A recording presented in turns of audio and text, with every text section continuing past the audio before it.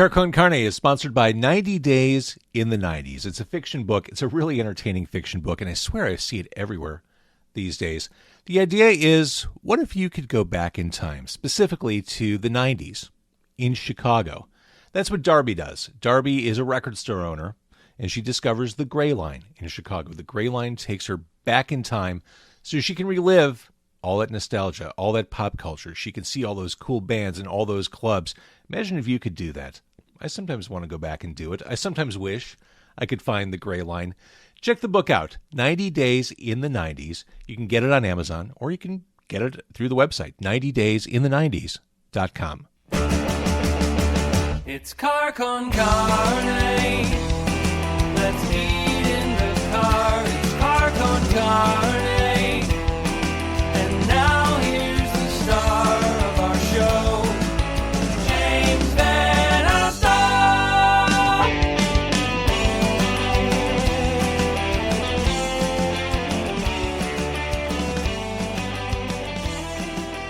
And welcome to Car Con Carne. I'm James Van Alstyne, and it's pretty much the end of the year, and I can't believe I hadn't been doing this in previous years, but now's a good enough time to start. A year-end special, 10 memorable moments from the previous year. And before I get into those, I'll throw in a bonus. I wouldn't say it was one of the ultimate clips of the year, but it's one that still kind of makes me laugh. I had Tim Murphy from Dante's on Chicago Avenue and returning guest Dennis Buckley in the car, and we were eating Dante's pizza in my car. How about yours, Dennis Buckley? Yeah? Very good. Yeah, what do you think of the vegan cheese on that? You know what? My only real experience with vegan cheese prior to this was rice milk cheese, and I'm not a fan. Yeah, it's not great. No, but this is really good. This is a palm oil-based cheese. You're no stranger to palm oil. Hey-o! Of course he says that when I got a mouthful, so I can't defend myself. All right, so let's get into it. 10 memorable moments from the previous year on Car Con Carne, carconcarne.com, Car Con Carne on YouTube, Car Con Carne on Facebook, etc. Bad Religion. I sat down with Brian Baker and the Serb, Mike Dimkich, at Riot Fest 2022. This was September 17th. This was something done out of the car, obviously. Occasionally, Car Con Carne does things on location, and Riot Fest is one of those locations. Anyway, I talked to both those guys, major guitarists, and I asked them what keeps them in the game. You both still look like you're having a lot of fun on stage. It's still a good time. What's the secret? What keeps this exciting? What keeps you coming back to something like Riot Fest and doing what you do? Well, gratitude helps, and also I like doing this more than anything, and my job is out there is to do it the best I possibly can. And so that means I'm engaged with it. I'm completely immersed in what I'm doing, and I'm moving around because the music moves me, and I'm smiling because I love it. I mean, it's not like there's really nothing contrived about it, and I'm just you're just seeing what happens, and I'm so proud that somebody cares. I'm glad somebody's watching. Mike, is it the same thing for you? Yeah, and it's kind of, this festival might not be the same, but like when we do these European festivals, sometimes you'll be playing with like a German heavy metal band or like a rock band. I think we did one with Foreigner once. And I mean, I'll admit, I kind of like to go up there and be like, hey, heavy metal guys, check out the two punk rock guitar players who aren't too shabby. At the beginning of 2022, I launched into episode 700. Milestone event. I just hit episode 800. 700 was a big deal, though. It felt massive. So to commemorate episode 700, I invited a bunch of former radio colleagues. Now, for those who don't know, I worked in Chicago radio for a very long time across a variety of radio stations. Most notably, I think, was Q101, the alternative station, the OG version of Q101. And to talk about radio and just life in general, I invited as many former on-air colleagues as I could onto the show, which ran live. And the people who checked in were Chris Payne, Alan Cox, Alex Quigley, Haima Black, Jen Jameson, Al Roker Jr., Abe Cannon, DJ Love Cheese, Grant Random, Bill Leff, Wendy Snyder, Steve Fisher, Brooke Hunter, and Lance Tauser. It was fun. It lasted for, I think, just about 3 hours. Again, totally live. People peeled on or came on and peeled off. throughout the process. And in this clip from episode 700, back in January, Wendy Snyder, Bill Leff, and Steve Fisher were on screen, and then you'll see Lance and Brooke pop on the end. And I talked to Bill and Wendy in particular about when they started on Q101, doing Morning Drive, coming from the Loop. That was a period when there was major backlash from the alternative community, the independent community, the underground community, against corporate radio. Bill, I will tell you, at Aldi this week, they have Cheesecake Factory cups that are like pudding cups. And they have little mix-ins, so I had the creme brulee. Delightful. You'd love it. Oh, I got to go. Bye, guys. Happy 700. Wendy, interestingly, the first person tonight to be drinking a beer on camera. I'm drinking NA right now, but with all the radio people I've talked to, I'm surprised that you're the first person conspicuously drinking. I thought I would be amongst company, but, no Fisher, one's doing it. What are you drinking, Fisher?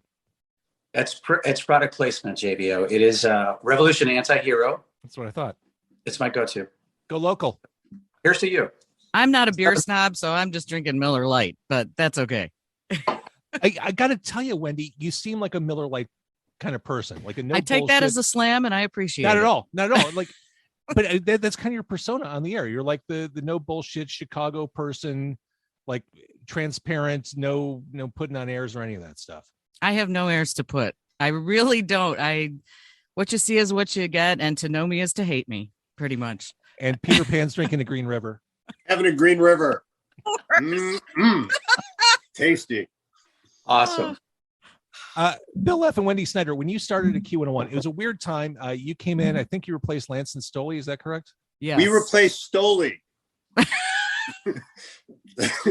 Lance wouldn't leave. They couldn't get Lance to leave, so it was Lance and Wendy and me. So what was that like? To hear you say it back in the day, it was kind of a square peg, round hole, but was it really? Wendy, go ahead. At the beginning, it was. I mean, we came from the Loop, and the Loop is where everybody wanted to work. It was morning shows all day long, and we were lucky enough to have a job, right? Like you said, you just be thankful you have a job. We were. It was great. It was an opportunity to do mornings, and we took it. And I would say, yeah, at the beginning, we did feel out of place. But Bill, you can speak for yourself, but there were times where Bill would go, I actually kind of like this song.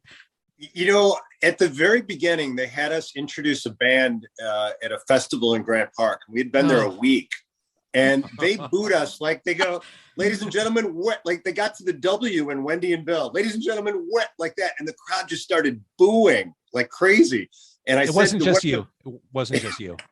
I mean, Fisher, how many shows? I mean, that was just the thing. I mean, back in the day, in the 90s, representing the alternative station, you were the enemy. You were a middle finger to the underground. So I mean, I remember plenty of shows like taking Flaming Lips, taking cups of beer to the head. Fisher, really? I'm sure you. Oh my God, yeah, Fisher, I'm sure that happened to you. Yeah, especially at Metro or at the Aragon. And so, oh my God. But it's true. And I think, because alternative wasn't alternative anymore. And if you're playing No Doubt, 5 times every other hour, thanks to the BG rotation, people get sick of that. They're like, why are you bastardizing the music that I love and that I don't want anybody else to share with me? This is my baby. And so I think that's really what happened, is that it really wasn't alternative anymore. We were just playing new music. And I think that's the challenge, is how do you stay hip, cool, and relevant, I should say, when everybody already knows, the secret's out of the bag. In April of this year, I met up with Liv Warfield of Prince's NPG. We met at Haymarket in the West Loop. I love Haymarket. The food is great. The beer obviously is amazing. And we talked about Prince, and we talked about Liv performing at the Prince Memorial Concert. I was there to celebrate my brother, my master teacher, my mentor. I was just there to celebrate him, not mourn him in any way, but just to really celebrate him. And the love was in the building, and that's really all I wanted. Like, I wanted to do a show that if he was sitting in the back, like, he would enjoy. Like, I think that he would have loved, so. Yeah. I can't imagine the amount of emotions you may have had. Of course. Heading into last week, and even walking on stage. Oh. I'm sure that was deeply emotional. It was. I think I finally have had time. Before, I didn't have a lot of time to really, be okay with it. Mm-hmm. And now I'm not really okay with that. I'm more like just peace. You know, I couldn't hear his voice for a long time, but when I walked inside Paisley Park, this time was calm. This time was different. This time I knew in my mind, trust me now, I was nervous. I'm sure. I was nervous. I was just overwhelmed. But when we hit the stage and the lights came on, when I laid those roses down at the very front, I was okay. I was good after that. Well, while I'm on the topic of Haymarket, I did my first ever, for this podcast, my first ever political interview this year. And that's not necessarily a world I want to get into. It's toxic, it's creepy, it's kind of awful. But I was curious to do this one. Paul Vallis, who's running for mayor of Chicago, the Chicago mayoral race, comes to a close with the election on February 28th of 2023. And I had the opportunity to talk to Paul Vallis, and we talked about all the issue stuff, all the political stuff. But most importantly, we talked about Chicago pizza. There are so many different pizzas in Chicago. I, though, am a deep dish pizza guy. Okay. You know, the type where you can, like, 2 pieces and you can't have any more. Well, says you. No. But I'm a crust guy. I love crust. I love great crust. So this is really good crust here. So anyway, but thank you. Thank you for dinner. That's the important question of the night. That's, you know, when voters are heading to the polls, how does Paul Vallis like his pizza? That's what they're going to be asking themselves. Deep dish. I started this episode, this retrospective, talking about Chicago in the 90s. And the Chicago 90s music scene was kickstarted in the early 90s thanks to the Smashing Pumpkins, Liz Phair, and Urge Overkill. Urge Overkill, when they debuted with that album Saturation, the major label debut Saturation, just turned so many heads. It was this big, muscular, classic rock-influenced album. Huge hooks, sardonic lyrics, fantastic band. The album that followed that, Exit the Dragon, was a commercial disappointment, but for a lot of Urge fans, it was the watershed moment for the band, the high watermark for the band. I don't know if I have any other water metaphors. It was a really good album. So at the beginning of the year, back on January 6th, 2022, I had Eddie King Roser jump in the car with me. We met at a Bono Beef in the north suburbs, and it was right before Urge released their long overdue latest album, and we talked about Exit the Dragon. Exit the Dragon was the record we wanted to make, and maybe America wasn't ready for it yet. The label really was hoping for another good time romp, a Saturation, and they were sort of shocked. Our best friends in the industry, our biggest fans, were sort of like, I remember, the drummer from the Smashing Pumpkins was like, "You fucking idiots! Why didn't you just do? If you guys didn't do Saturation 2, you'd be fucking sitting pretty right now. What the fuck were you thinking?" It's like, dude, we do what we do. You know, I'm sorry. And people were baffled, but I appreciate that, because I think it was the document we needed to make. Not to be over dramatic, but we're not a careerist band, you know. Right. Regrettably, I didn't have many opportunities to feature bands performing in the car this year. That's always something I think is kind of nuts and fun and cool. I did have one band do it, and they killed it. Take the Reins met me in Brookfield. This was June 22nd for episode 747. We met at Taco Stop in Brookfield, and after we did an interview about them, their then recent release, I'm at Your Door, they busted out the acoustic guitar and played Left of Center in my car right there on the street. Okay, we are still on Ogden Avenue. We're in front of the now long-closed Taco Stop. I'm in the back seat to make room for a live performance done in the front seat of the car. Courtney from Take the Reins, what are you going to play? We are going to play Left of Center off of our new album, I'm at Your Door, which just came out today. Yay.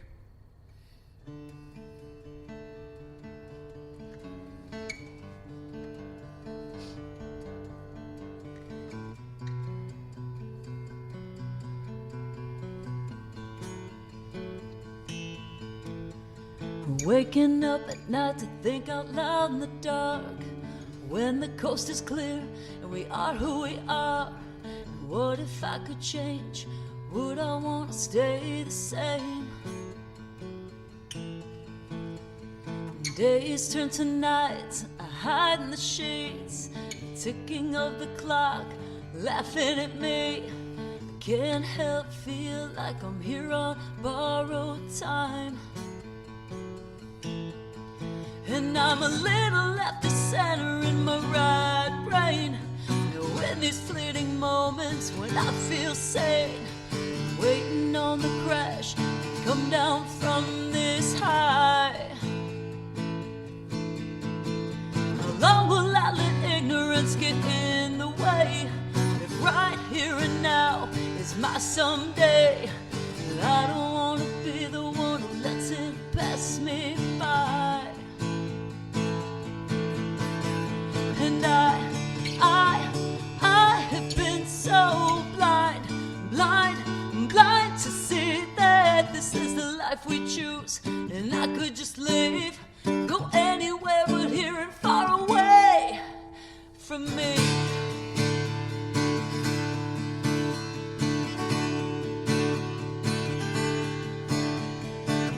Is this the game that you'll want to play?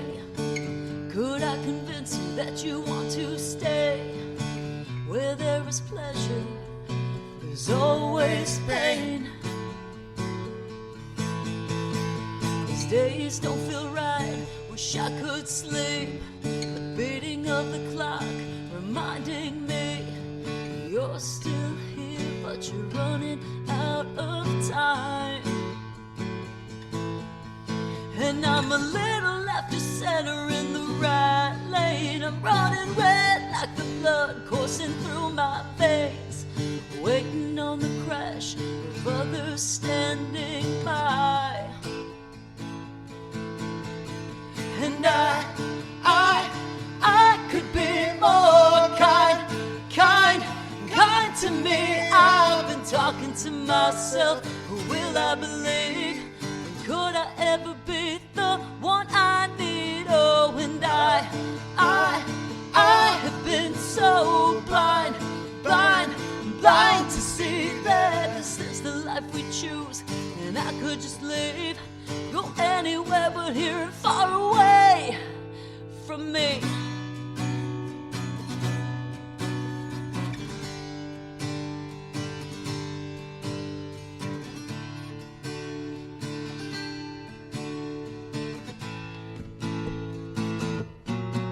And I'm a little left of center in my right brain.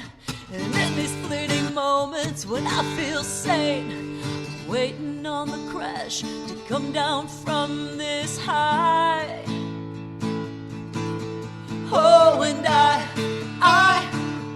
could be more kind to me. I've been talking to myself, who will I believe? And could I ever be the one I need? Oh, and I have been so blind to see that this is the life we choose.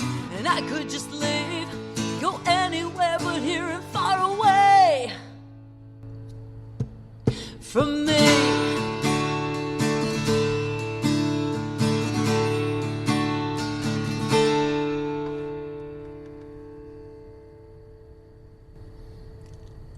Yeah! So I mentioned episode 700 earlier in this highlights episode. Radio is still part of my history, and I still keep in touch with a lot of people who I worked with on the air and off the air and behind the scenes. And one of my favorite episodes of the year involved reconnecting with Kevin Kellum, who I worked with at 101 WKQX. I worked with him for a few years there. And we met on November 2nd. And Kevin is notorious for many things. He's a stand-up comic, very funny guy. That's one of the things he's known for. He's also known for never being on time. Here's the beauty of Kevin Kellum. I knew heading into tonight that there was that I would be late. There was no way on God's green earth. Now, here's the thing about me. I'm always early. Okay, yes. It is a sickness of mine. but it's my sickness. I own it. I'm always early. And I knew pulling up, I knew getting this plum spot in front of Red Hot Ranch on Armitage that I would just be cooling my heels. In fact, I cooled my heels so much that I already ate a hot dog because I got tired of waiting. I don't blame you for it. I don't blame you for it. But here's the best part. So you're running a little bit behind. What time is it now? It's publish it. Let's say you're 20 minutes late. Okay. I'm sitting here waiting. I see you. You got dropped off actually nowhere near the restaurant. There's a Red Hot Ranch on Western. Right. And the guy who drops me off, there was a bit of a speaking thing, and he got me back to the intersection. I didn't want to. At that point, it was just confusing for him. I was like, no, it's okay. It's okay. I'm sitting here in my car, and I'm looking, and I'm like, why the fuck is Kevin all the way over there, and he's coming toward me? And then Kevin runs right past the car. Because I'm going to the parking lot. I'm thinking it's right in the parking lot. I said it was parked in front of the restaurant. True. But I'm immediately like, I'm drawn to the smell. I'm drawn to it, like a squirrel to a nut. So to be clear, I'm sitting here in my Mazda 3 on Armitage. I've got a ring light. I need to find a better place for this. That's not the point. I've got a ring light. I've got dome lights on. There are microphones standing up. I just watch Kevin run by, and then I see him kind of like walk in a circle. Around. Yeah. And my God. And then I'm like, well, surely he's going to notice the car with the ring lights and the microphones. And then I go the opposite direction on Armitage. And then Kevin calls, and I said something like, "Are you fucking kidding me?" to myself. And then I thought you had butt dialed me because you didn't answer right away. Okay. No, I had a Bluetooth on. I had the Bluetooth head speakers on. I'm never good with that. So. And then Kevin's like, "Are you here? I'm at the Red Hot Ranch on Armitage." I'm like, because I was worried. Then I was like, "Oh, do they have a second location?" And I'm like, not only am I here, I'm looking at you make this phone call. Yes. I'm watching you in my rear view mirror. You're looking actively at me act like the dumbest animal in the zoo. You know. And that's the hook. The dumbest animal in the zoo. My guest on Car Con Carne. Every year, heading into Halloween, I love visiting the haunted houses in the city and suburbs. Super fun. I love doing episodes at the haunted houses, and I did a couple this year. This clip comes from the old Joliet Haunted Prison, which is at 401 Woodruff in Joliet. I met James the Boneless, James Farber and Patrick McDermott of the band James the Boneless. And I learned all about why James the Boneless is called James the Boneless. He basically has no bones in his arms, and it's all because of heroin addiction. Consider this one a cautionary tale. All right, so James the Boneless, before I got to know you or knew more about you, I thought, oh, interesting name. I wonder what that's all about. You're James the Boneless because you're James without bones in your arms. I'm actually missing bones in both of my arms. Here, wait. I have a visual, just so you could, it's hard to explain without seeing inside of my arm, and obviously we're not going to do that.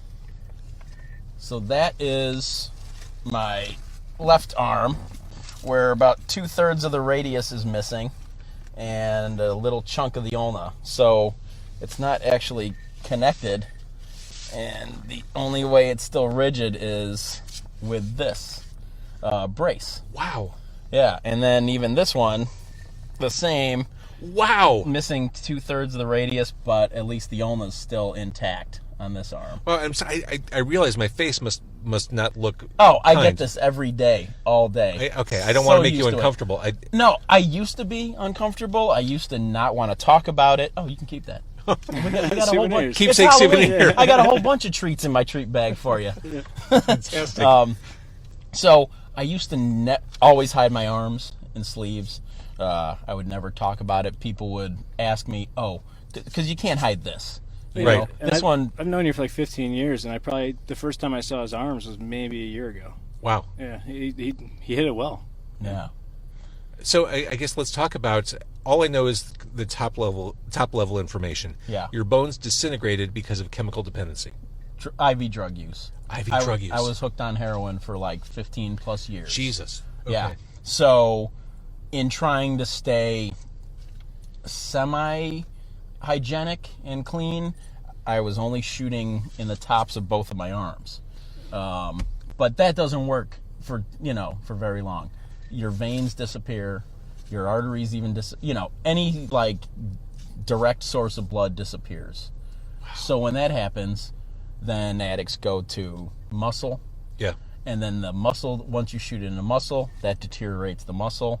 and then it was just a big open wound. You can see that's all scar tissue, and that's where it was completely open. And I got to say, James, you're kind of Halloween adjacent. Right? yeah, I am. I think this is a very appropriate setting to go over this. I love comics. I love graphic novels. And it was really exciting to have an opportunity to talk to Bill Sienkiewicz. Bill is an Eisner Award-winning artist. He's won Emmys on multiple occasions. You've seen his work in the 2006 Winter Olympics, ad campaigns for Nike, MTV, and Nissan, magazines like Entertainment Weekly. He's been featured in galleries all over Europe. In short, he's a big deal. And we talked before he came to town for a signing at a museum exhibit of his work at the Dunn Museum. And in this clip, we talked about Bill's 100% unique style and approach. And at the end of the day, it's almost a musical approach. Like I want to be a master, or as much of a master of all media, because I sort of feel like it's like a linguistic thing, being able to communicate by knowing many languages, or certainly knowing in some respect how to put a sentence or a way to communicate together to be better understood. I look at different, eras of art and different knowledges and different disciplines as a way to facilitate that, to be able to communicate better. So I realized that drawing for me is sort of the mechanics of it. It's that's sort of like the barest minimum of what is necessary to be able to draw something to look like what it's supposed to be. Oh, that's a car. That's that person, or that's whatever. And but to draw a dilapidated building using a ruler, or drawing it with a piece of burnt charcoal and drawing crooked lines and a roughing in a brick pattern or whatever. One is an illustration of, and the other one is sort of like trying to emotionally capture the feeling of what a dilapidated, rundown building might look like. And it may have no straight lines whatsoever, because it might feel old. So that's sort of what it's more of a jazz approach, I suppose. That's a great way to describe it. All right, one more clip as I look back on 2022. This one is with returning guest Scott Lucas of Local H, who's been on the show a bunch. I'm such a fan of this guy. I enjoy him to no end. His music, I've said this to him, I'll say it to you right now. His songwriting keeps getting better and better through the years. It's almost defiant of what the odds would tell you. His songwriting is just so good, and it's always exciting to talk to him. And in this clip from March, it was episode 714, we met at the Wiener Circle in Lakeview in Chicago. And he had a he had a Beyond Burger. He's a vegetarian. He had a Beyond Burger. I had the Char Dog. He had a Budweiser. And we met at the Relish Room at the Wiener Circle, which is like their new party room, which seems weird. But anyway, Scott Lucas of Local H. I was driving back. I was visiting family in Kenosha, Wisconsin yesterday. And I didn't want to take the toll road. I didn't want to take 41. I'm like, I'll just take Green Bay for a while. So as I'm driving down Green Bay. You know where this is going. You do. I didn't realize where this was going when I was driving down Green Bay. I stopped to get gas. I didn't fill up my tank because I don't know what kind of money you think I make, but I couldn't do that. Right. And as I'm filling up the tank, I look across the street and I see Fritz's Corner. Yeah.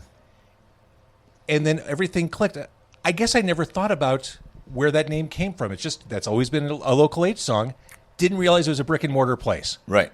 I feel silly bringing this up now, 25 years later. Yeah. But it was a revelation. It's a place. It's a real place. A little dive corner. Yeah, it's a real place that doesn't know how to punctuate correctly. Yeah. And I thought, I'm going to take a picture of this. Yeah. And then I realized there were too many trucks going by too fast that I couldn't. Then I wondered how many other Local H nerds drive by there and take their picture by Fritz's Corner. They all do. And the Zion Water Tower isn't too far from there either, so they do that as well. God bless them. I hope every time they go into Fritz's, they explain why they're there, and I think the people that own the place know. I mean, I've been in there a few times, and they've always been super nice and talk about people that come in there. So there you have it, 10 clips from the previous year, 2022, on Car Con Carne. Thank you for listening and or watching this year, previous years, whenever. I really appreciate it. If you like what you hear or see, please tell a friend. This is 100% independent. It's just me doing this. So if you like what you see or hear, please tell a friend. Please share. Share the episodes, share the content. It really helps Car Con Carne go a long way. Like I said, it's the end of the year. 2022 is a wrap, which means holidays are here. I hope you, family, friends, have a wonderful holiday season. I hope you have a spectacular new year, and I'll keep doing this. I'll be here throughout. Thanks.